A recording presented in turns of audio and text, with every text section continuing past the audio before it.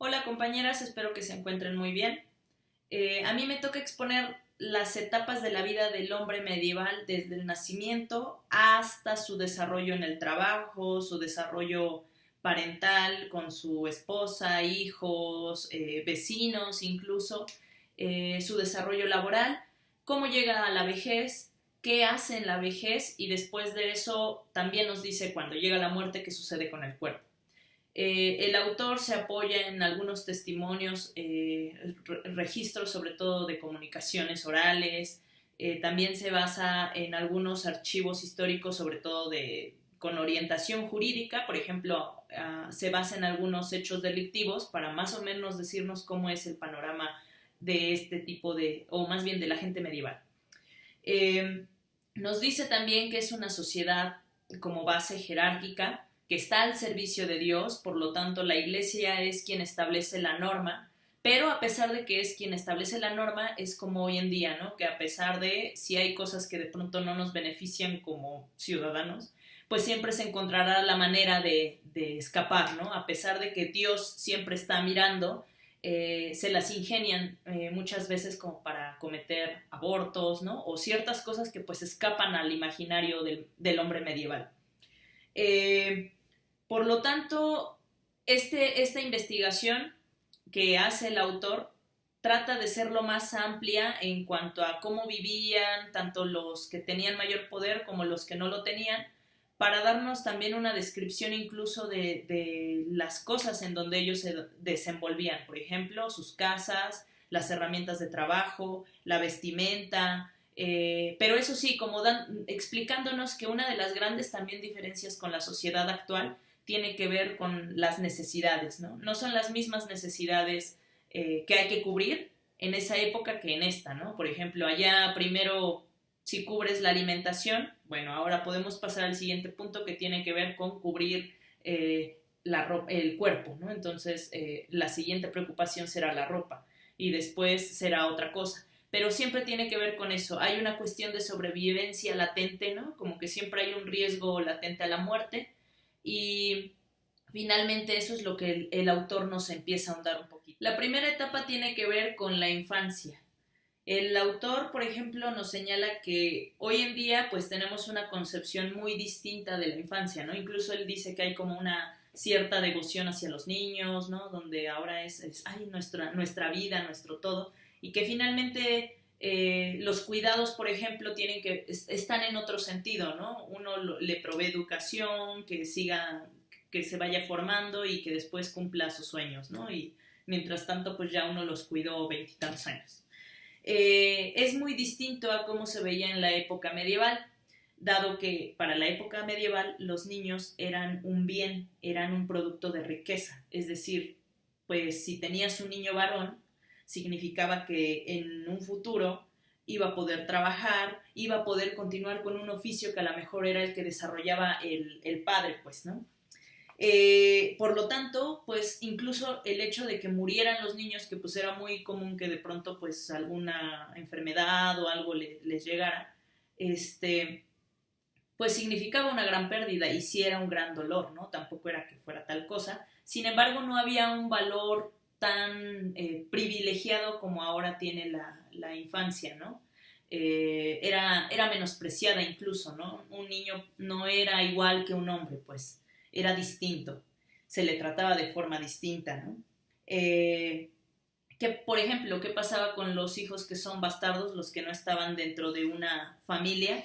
Pues simple y sencillamente no eran valorados, no eran aceptados en la sociedad, pero conforme pasó el tiempo, muchas veces también tuvieron cargos importantes los hijos bastardos, ¿no? Lo importante aquí era que fueran pues varones, porque finalmente eso significa que tienen la fuerza necesaria para laborar, y eso era lo primordial en el hombre medieval, ¿no? Ya sea en el campo o ya sea incluso en los sitios de poder donde a lo mejor se necesita que herede el hijo, pues si no está dentro de la familia, si hay puras niñas, bueno, el hijo varón es el que va a heredar todo este poder, ¿no? Por otra parte, esta concepción, por ejemplo, de ser padre, tenía que ver con que esa era la máxima realización que tenía una pareja, ¿no? El ser madre, el ser padre, ¿no? Por eso, quizá hasta nuestros días todavía vemos cómo se valora esto que dicen los pro vida, ¿no? De las mujeres son hasta que son madres, ¿no? Y cosas así. Pues esos son conceptos que se traen desde allá y que eran parte de la forma de vida en la sociedad, ¿no? Esta realización. La iglesia era la que incitaba a que los padres tuvieran más hijos, siempre estaba como señalando esto, aunque había detractores dentro de la misma institución que decían, bueno, es que si hay más niños va a haber menos diezmo porque pues van a estar con ese dinero para dárselo para que puedan sobrevivir sus hijos y pues qué va a pasar con la iglesia, ¿no? Sin embargo, la iglesia constantemente tiene discursos muy contradictorios con lo que va a estar lidiando el hombre medieval durante todo su trayecto. Había cierto morbo en las cuestiones sexuales, ¿no? O sea, el sexo era algo que se permitía siempre y cuando fuera para la procreación. Por lo tanto, también era contradictorio con el hecho de tengan hijos, ¿no? Si no se había como preparado justo un ritual, que ya veremos más adelante cómo era esta cuestión sexual. Pero en el caso de tener hijos, era algo que se tenía que hacer, ¿no? Como parte de la sociedad, porque pues si no, ¿cómo ibas a tener trabajadores? A pesar de eso, y a pesar de que el aborto, por ejemplo, era una cuestión que estaba muy satanizada, ¿no? Incluso era peor que las violaciones, bueno, todavía hay mucha gente que lo piensa, pero el aborto era muy común, ¿no? Provocado en situación súper clandestina, por supuesto, ¿no? Siempre había esta sensación de que pues no se podían mantener. En realidad incluso el autor nos menciona que no hay como algo que nos pueda decir por qué la gente abortaba, ¿no? Sin embargo pasaba y pasaba en cantidad. Y el aborto, por ejemplo, se castigaba tanto a hombres como a mujeres, ¿no? En el caso de los hombres se decía que pues eran cómplices porque estaba muy penado. O sea, el aborto era una falta que no. Y la mayoría de las veces, por ejemplo, si era una falla corporal, es decir, un aborto pues no autoprovocado, se decía que era culpa de la mujer, ¿no? Era una falla de la mujer por no embarazarse, por abortarlo, por no tenerlo, ¿no? El médico, por ejemplo, fungía como esta persona que nos da el discurso y nos dice pues lo que hay que hacer, ¿no? Entonces muchas veces los síntomas de las mujeres que hoy a lo mejor ya tenemos un poquito más normalizados, como los antojos o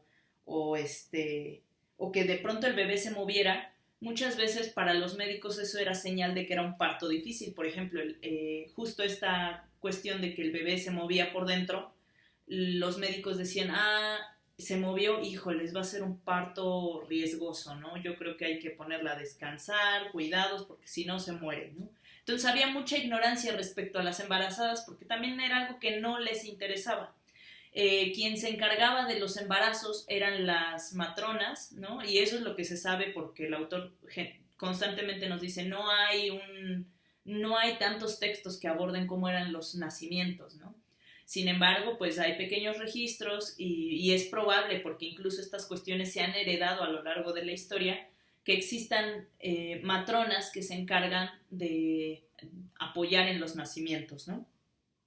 Por lo que ellas eran las más importantes. Incluso las mujeres pues constantemente se embarazaban, ¿no? A pesar de que había riesgos y que morían y todo, una vez que pasaba la cuarentena nuevamente tenían otro y así. Y esto pues nuevamente regresando a esta cuestión del trabajo, ¿no? Las mujeres eran vistas exclusivamente pues para mantener, para procrear, ¿no? Para que tuviéramos más riqueza y poder trabajar en el mundo, pues, ¿no? Por lo que el autor nos dice que 1 de cada 10 mujeres moría, ¿no? Después de... porque tenía ya sea partos riesgosos o porque nació en las peores condiciones y pues hubo accidentes, en fin, ¿no? Y la mayoría de ellas eran mujeres muy jóvenes, ¿no? A partir de los 12 años, por ejemplo, ya se podían casar o ya era natural que pudieran hacerlo. Entonces muchas veces pues los cuerpos no aguantaban y morían. Por lo que el destino de los niños pues tampoco era envidiable, ¿no? Una vez que ya lograron nacer, bueno, ¿ahora qué pasa? Pues muchos se morían luego, otros aguantaban unos meses, en fin, que el cuidar a los hijos implicaba toda una parte de sobrevivencia que era necesario realizar, pero que nadie podía asegurar que iba a vivir un niño, ¿no? Además que sí sufrían ciertos maltratos, porque la iglesia siempre recomendaba que a los niños se les castigara con temor a Dios, ¿no? Que se les diera un buen cada vez que se portaran mal o por ejemplo se reían demasiado, pues eso ya era sinónimo de que pues algo diabólico se estaba apoderando de ellos. Entonces los castigos siempre eran severos porque la iglesia recomendaba que fueran así para que pues todo estuviera en calma y pues ya, ¿no? Entonces como que siempre había esta cuestión de sometimiento y que siempre era cuestión de Dios, ¿no? 25 y 30% dice el autor que morían justo al nacer, ¿no? Que muchas veces pues estas muertes eran injustas, eran muy dolorosas vistas desde los padres, ¿no? O sea, como que entendían pues, ¿no? Que seguramente Dios se los había llevado, sin embargo decían, ¿por qué, no? ¿Por qué se tiene que morir si me tiene que servir en un futuro? Yo lo estaba cuidando para eso y bueno, ya se acabó, ¿no? La forma en que se daban estos pequeños entierros, por ejemplo, era bajo el atrio de la iglesia, ¿no? Se enterraban aquí a estos bebés o fetos, sobre todo los que pues no dio tiempo de bautizar, ¿no? Que era ya algo terrible porque si no iban a estar, pues no iban a poder acceder al cielo, ¿no? O, por ejemplo, en la casa del padre había una especie de changuelín, le llaman, y alrededor de que era como una especie de cántaro, alrededor colocaban a los niños muertos, ¿no? Dependiendo, bueno, la familia, ¿no? Pensemos que nomás se le murió uno, pero se le morían dos, pues los enterraban justo en la casa del padre. Generalmente se le atribuía a los niños gemelos características demoníacas, ¿no? Que hasta nuestros días, no sé si han escuchado que de pronto si alguien es mellizo, le dicen que quién es el bueno, ¿no? ¿Quién de los dos es el bueno? Pues en esa época, pues no había incluso gemelos, ¿no? O sea, no era muy común ver personas gemelas porque se hablaba de que era consecuencia del diablo y pues eso podría traer cosas demoníacas, entonces generalmente se mataba a uno y ya, ¿no? No ahonda tanto en cómo era que seleccionaban al gemelo, sin embargo, pues habrán tenido sus métodos, yo creo que desde su particular visión. Por lo tanto, no existe un registro sobre gemelos, ¿no? Tampoco existe un registro sobre los nacimientos. Solamente tenemos que pues el nacimiento como tal. El niño, por ejemplo, no se consideraba admitido, ¿no? Dentro de la sociedad. Y no lo era hasta que se le hicieran dos ritos. El primero, que era una especie de iniciación, tenía que ver con bañarlo para que pudiera entrar al mundo de los vivos, ¿no? Es decir, una vez que nace hay que quitarle todo eso para que solo así entre, ¿no? Y además también era importante que hiciera este primer llanto y muchas veces pues no se le escuchaba o no lo hacía y entonces en la mayoría de los casos, también por recomendación de la iglesia, pues les daban con una vara pues bien duro pues para que llorara y pues obviamente iba a llorar, ¿no? Y el otro tenía que ver con el bautismo, un rito en donde a veces era la mamá o a veces era cualquier persona, no necesariamente un sacerdote, porque muchas veces podían morir, ¿no? Si no se hacía tiempo, entonces el bebé o la persona podía irse con todo y el pecado y eso no podía pasar en ese tiempo, ¿no? Entonces el bautismo era otra especie de ritual. Esta es una pequeña ilustración de más o menos cómo eran o cómo se percibía la infancia en esa época. A pesar de que vivían, pues la infancia era menospreciada, sí tenían juguetes, ¿no? Por ejemplo, había caballitos de madera, había sonajas, ¿no? Como que incluso dicen que las sonajas hacen este ruido justo para espantar las malas vibras, ¿no? Entonces, de eso se trataba también, ¿no? Que eran juguetes también con una función utilitaria, ¿no? En este caso, pues tenían que ver con pues, los demonios y todo lo que pudiera aparecer. Esto es en cuanto a la infancia de los niños. El hombre y en su intimidad, por ejemplo, ya una vez que pasó estos albores trágicos de la infancia y logró sobrevivir, pues en la esfera de lo privado, por ejemplo, pues se sabe muy poco. ¿Por qué? Pues porque generalmente todo se cerraba y era todo lo que se sabe tiene que ver con las formas de convivencia o de organizarse dentro de la casa, por ejemplo. Entonces es muy poquito lo que sabemos de cómo era el hombre dentro de su intimidad, si no es por lo que establecía la iglesia. La percepción del tiempo, por ejemplo, era totalmente distinta a como la vemos hoy en día, ¿no? De entrada incluso el autor nos dice que ya nosotros tenemos una percepción y una pérdida de nuestros sentidos muy distinta a la que se tenía en ese momento, ¿no? Por lo que calcular el tiempo era de forma muy distinta. Había un reloj, ¿no? Es este clásico que todos nos hemos imaginado que va de acuerdo a la sombra, nos va diciendo más o menos en qué apartado va, y no era por el que se regían todos, ¿no? Otro tenía que ver con la cuestión de los climas, que le funcionaba muy bien a los campesinos y a los obreros, y la iglesia en 1317, perdón, tenía un reloj público que cada vez que sonaba pues iba guiando más o menos a los comerciantes, ¿no?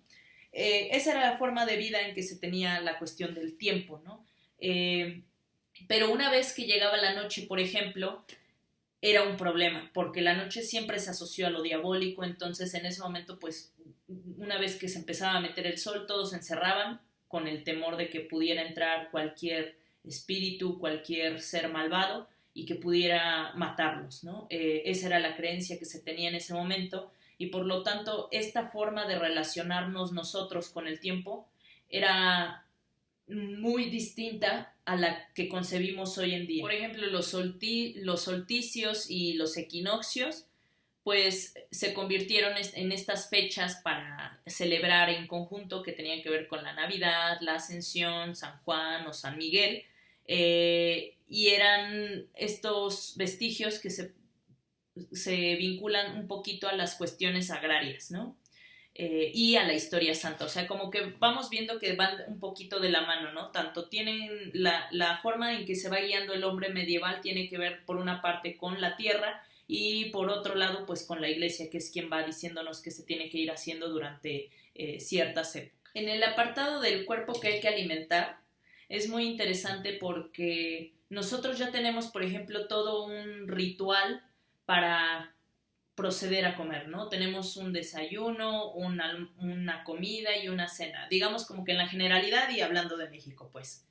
Pero en esa época la forma de comer no era así tan metódica, ¿no? Sino que variaba muchas veces también de las cuestiones climáticas, entonces eso podía decir si había o no había comida, ¿no? También dependía de la clase, pero en general, eran muy extremosos, ¿no? Si no había comida, de plano había actos de canibalismo, que no eran muchos tampoco, ¿no? Sino que pues alguien por el hambre pues le dio, ¿no? Como dicen que en Corea del Norte hay un rumor, ¿no? De que en ciertas zonas se vende carne humana, por ejemplo, pero pues es hasta ahora un rumor. En esa época, por ejemplo, pues igual, ¿no? El extremo te hacía llegar a eso.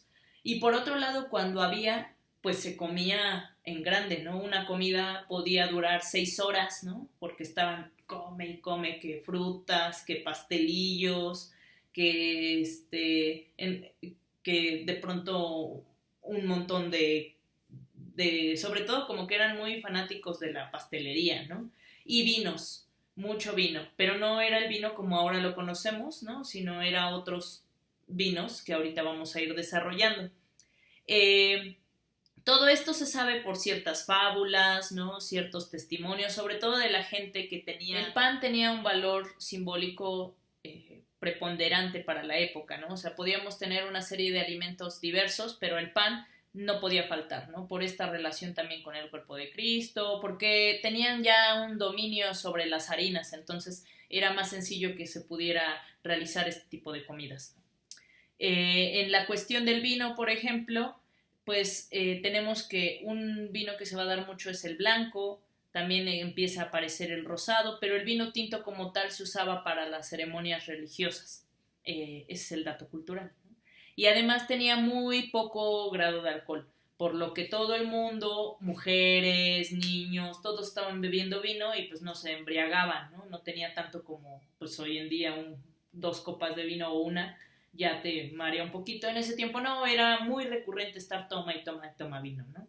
Ese dato, por ejemplo, Game of Thrones lo pasó muy mal porque ahí toman vino y ya siempre están borrachotes y pues generalmente pues se necesitaba una gran cantidad para que eso pudiera pasar.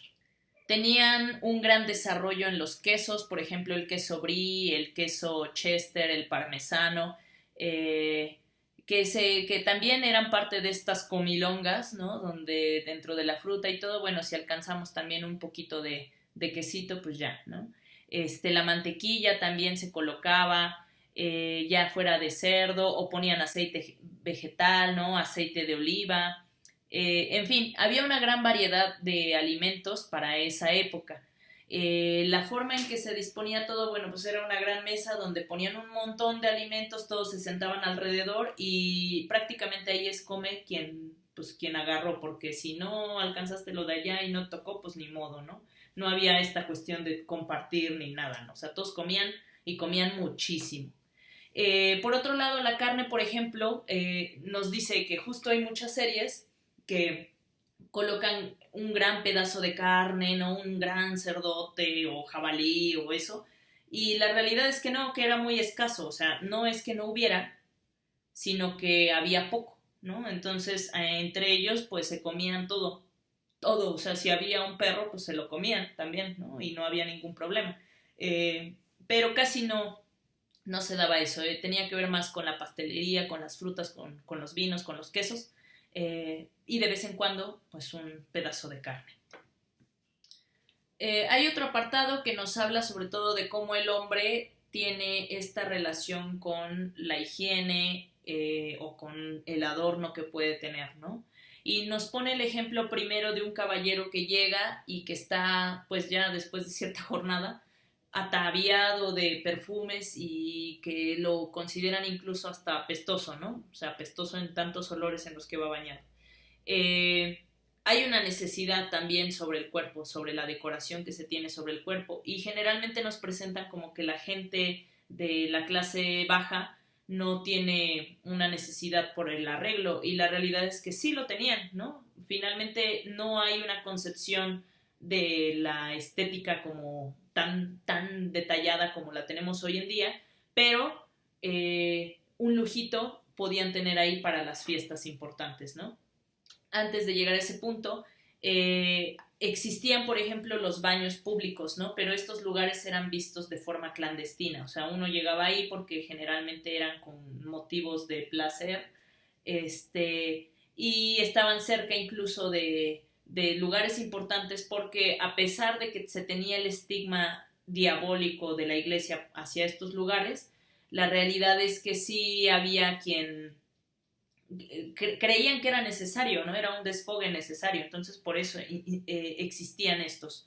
Hay que aclarar también en este apartado que mucho de lo que nos dice, y hay que hacer una reflexión sobre eso, es que la Edad Media también es una combinación de lo grecorromano con lo judío, entonces no es puramente una concepción católica como podemos creer, ¿no? Sino que viene acompañado de una serie de cosas que se reflejan en la conducta del hombre medieval, que se van a reprimir muchas, ¿no? Pero otras son mezcla de, ¿no? Y se siguen, ¿no? Y incluso yo creo que hasta nuestros días tenemos demasiado también de esa mezcla. Estos baños, por ejemplo, tenían un escalón, eran una especie como de albercas, ¿no? Donde ya se metían, podían estar 12 personas desnudas, hombres y mujeres, y pues sí, tenían una mala reputación. Al entrar, pues les daban una pastilla de jabón hecha con mezclas de aceite, sebo y ceniza, y siempre estaban manteniendo el agua calientita, ¿no? Para que la gente se pudiera ir a meter y se despojaran de ciertas cosas, ¿no? Los bañistas. Había en la cuestión del agua, pues todos en su casa tenían un trastecito para limpiarse lo visible, las manos, la cara, y y a veces había gente que incluso eran los aguadores que iban con que vendían agua, pues, ¿no? Para que la gente la pudiera usar y no tuviera que ir tan lejos por ella. En el caso, por ejemplo, de qué pasa cuando van al baño entonces, pues había ciertos agujeros que se hacían así al aire libre. Por ejemplo, hoy todavía en México y en muchos lugares hay una especie de fosas, ¿no? Donde hacen popó y después le ponen cal y ya, ¿no? Ya, y lo que sigue. Y así se va tapando, ¿no? Y cuando ya se llena, te mueves de hoyo y así le vas haciendo, ¿no? En este caso, pues no dice que le ponían cal, pero sí que hacían una especie de hoyos también donde hacían del baño. Y hay una parte justo para cerrar ese capítulo donde dice, bueno, de acuerdo a la forma en que vivimos nosotros, con que se limpiaban si no existía el papel, porque era el siglo XV, ¿no? Con hojas. Y la realidad es que pues no usaban nada, así nomás. En cuanto al cabello, el cabello tenía connotaciones sexuales que generalmente los poetas también abarcaban pues en sus narraciones, ¿no? Era un símbolo de sexualidad, ¿no? Suelto siempre reflejaba el erotismo y hacía referencias a Eva, a Magdalena, ¿no? Haciendo como alusión también a todas esas chicas públicas de la calle, ¿no? Se admitía que dentro de la casa lo mostraran, pero en el ámbito privado tenían que esconder el pelo. Y como les decía hace un rato, ¿no? Era importante que estuviera trenzado, que se hicieran moños, pero por una cuestión más estética y personal. En el caso del hombre y su relación con el otro sexo, por ejemplo, o sea, con el femenino, pues era bastante prejuiciosa, ¿no? Por un lado, porque la iglesia ya marcaba cierta norma que había que regir, y por otro, porque todo se le atribuía que el hombre era así por cuestión natural, ¿no? Entonces, quien tenía el dominio de la relación, pues era el hombre. Eh, Algo que había, pues, dentro de esta relación es que sí había un complejo de superioridad, ¿no? O de inferioridad, según fuera el caso. Había preceptos muy despreciativos sobre el cuerpo. Entonces, eso era lo que permeaba en las relaciones, sobre todo. La mujer no tenía, era considerada el sexo débil porque así lo decían y porque además se apoyaban en discursos que ya habían dado autores como Aristóteles, ¿no? Donde mencionaban que la mujer finalmente era débil, no tenía cierta inteligencia y que además había que castigarle, ¿no? Entonces, el hombre de esa época sí consideraba que la mujer tenía que ser alguien a quien dominar. Generalmente había un gran rango de edad entre la mujer y el hombre, porque las niñas podían casarse a los 10, 12 años, ya era justo como una edad donde podían hacerlo, y los hombres podían ser muy grandes. ¿Por qué? Porque finalmente la mujer siempre como que se le necesitaba de un tutor para poder salir, para poder pues vivir, ¿no? Porque al final se supone que el hombre era quien proveía de todo a la mujer, ¿no? A pesar de que había cierta dote, que ahorita vamos a ahondar un poquito en eso. Entonces, así se le calificaba a las mujeres, ¿no? Como del sexo débil. Generalmente se ahondaba también en el alma de las mujeres y se les ignoraba sobre todo, ¿no? Se decía que siempre estaban asociadas al diablo, que la manera, por ejemplo, en los actos sexuales, el hecho de que una mujer externara un orgasmo era cuestión del diablo, ¿no? Si bien era muy contradictorio todo el tiempo el discurso de la iglesia, porque por un lado te decían, si llega al orgasmo es que ya terminó y entonces se va a embarazar. Por otro lado, veían mal que la mujer tuviera un orgasmo porque entonces era lo peor, ¿no? Entonces, todo el tiempo vemos que la iglesia está haciendo estos discursos sobre las conductas de las personas, que yo creo que por eso también desemboca en que de pronto había mujeres que también no se sentían satisfechas porque una, tenían un hombre demasiado grande y dos, eran demasiado reprimidas y entonces cuando podían encontrar momentos de escape, pues eran eran fuertemente señaladas. La vejez, por ejemplo, se nos ha dicho que la gente de la Edad Media generalmente no llegaba a cierta edad, ¿no? Como que tenemos la idea de que vivían muy poco. Y si bien es cierto en algunos factores, la realidad es que también había gente que vivía más tiempo. El promedio era de 60 años, por ejemplo, ¿no? Entonces, una vez que llegaban a esta edad, a diferencia de otras culturas en donde, por ejemplo, vemos que al anciano se le toma como una especie de sabio, aquí también funcionaban como sabios, ¿no?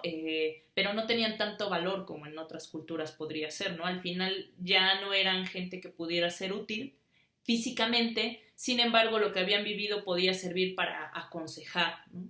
Entonces, esa era como lo que pasaba con el caso de la vejez, ¿no? Y ya como para ir apuntando al final y que esto no sea tan largo, eh, el paso de la vida hacia a la muerte, por ejemplo, ¿no? Había cierto rechazo también en la vejez porque ya era un símbolo de que estabas más cerca de la muerte y, y pues finalmente incluso el autor señala algunas frases que son un poco, pues que son peyorativas, ¿no? Como esto de piensas como viejo o te ves más viejo o el hecho de que sea un halago que te digan qué joven te ves, ¿no? Como esta cuestión de la vejez siempre como vista algo como que ya no eres útil y que además ya estás más cerca de la muerte. Cuando moría una persona, por ejemplo, ya después de haber pasado por todas estas etapas que logró sobrevivir durante la época medieval, siempre se hacían ciertos rituales, ¿no? Más ostentosos en determinada época, menos en otra. Por ejemplo, eso en las cuestiones menos ostentosas implica que ahora no se sabe exactamente cómo es que eran enterrados o realmente qué se hacía, ¿no? Porque pues los metían dentro de cajas de madera y pues la madera también se pudría y pues era difícil que el cuerpo se conservara, ¿no? Y había otras técnicas heredadas por los egipcios, por ejemplo, ¿no? Esto pues de la momificación, etcétera. Sin embargo, para la iglesia cristiana, pues eso no estaba permitido. Era un entierro forzosamente del cuerpo en la tierra, ¿no? Como tal. Eh, y así era como se iban realizando.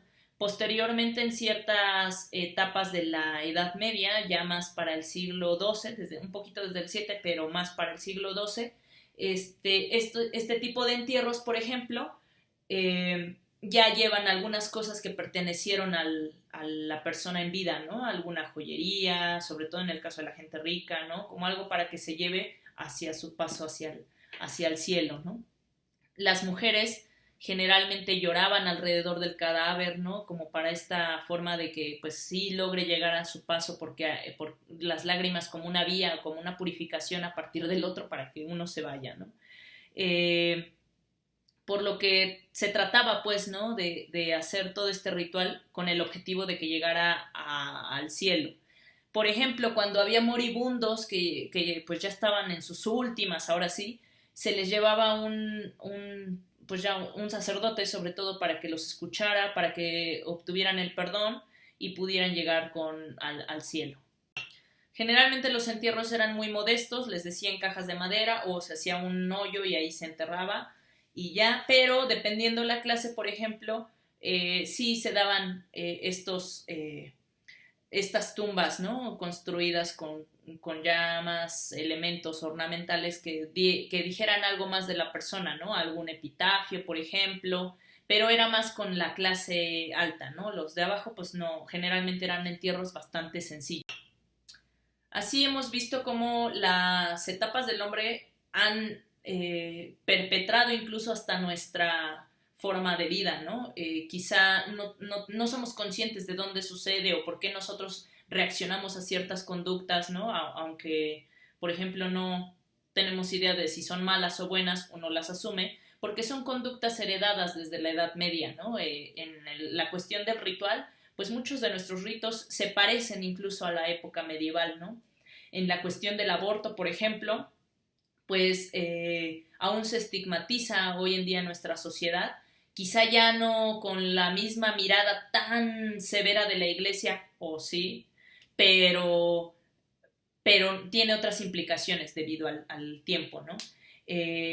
Por ejemplo, la forma de comida pues se fue estructurando hasta nuestros días, se dice que su origen es eslavo, pero ya había ciertas preocupaciones a lo mejor por comer con el tenedor, ¿no? O meter un traste, ¿no? Sin embargo, eso se va a ir dando de manera natural. Lo que sí es que hay que tener en cuenta que el hombre medieval tiene una insistencia con lo divino, tiene un temor presente en todo el tiempo, mientras tiene relaciones sexuales está pendiente de Dios, ¿no? Porque lo puede castigar, la masturbación está prohibidísima, y todo esto corresponde a que finalmente quien lleva la norma pues es la iglesia cristiana. Y este fue un breve repaso, compañeros.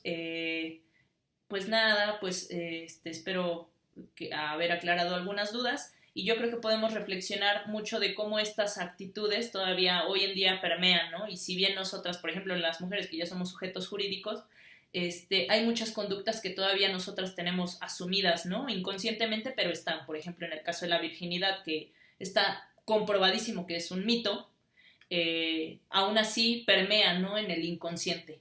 Y creo que hablar de las etapas de la vida y cómo es que el hombre se fue desarrollando, cómo fue desarrollando sobre todo el pensamiento con base en Dios, nos puede dar un panorama más amplio de lo que nosotros somos hoy en día. Y nada, pues muchas gracias, compañeras, y que estén muy bien.